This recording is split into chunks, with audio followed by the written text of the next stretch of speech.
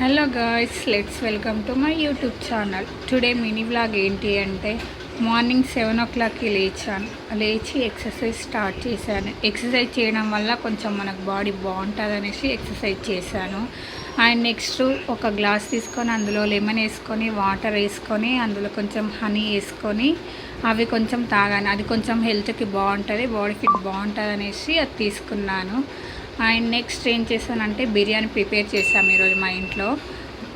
Biryani process ఎలా ఉంటుంది ఏంటి అనేది నెక్స్ట్ వీడియోలో మీకు చెప్తాను.